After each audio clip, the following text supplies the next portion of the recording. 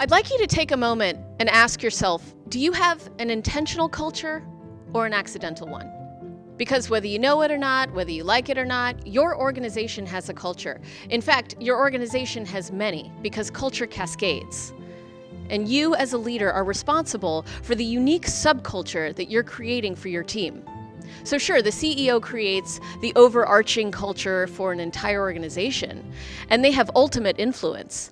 But each of his or her direct reports, and each of their direct reports, and so on down the line, owns a piece of the larger pie. They own a subculture that feeds into that larger narrative. So first, you have to ask yourself, is your culture intentional or is it accidental? And if you're not sure, I'm going to share with you 3 hallmarks of an accidental culture. And these are the questions that you can ask yourself to identify if you have an accidental or an intentional culture. So the first hallmark of an accidental culture is that your team is not hitting their targets. That means that your culture is not aligned with your strategy or your action plan. You are missing the mark on your goals. That is an accidental culture.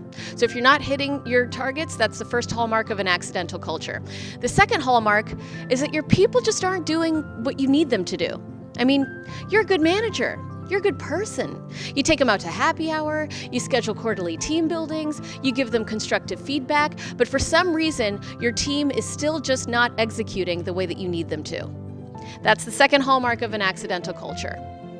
And then the third is people are just upset. Something is wrong, but you don't really know what it is. That is the hardest one. And you can tell that something is off. There's maybe low morale, or maybe you have really high attrition, or maybe you're getting complaints from many directions, but the root cause just isn't clear to you. If you have 1, 2, or all 3 of those hallmarks, then you may have a culture that was created on accident. And it doesn't have to be that way. Some cultures are built intentionally through the visionary leadership of a masterful influencer. And by the end of today, my goal is to give you the key to become that masterful influencer.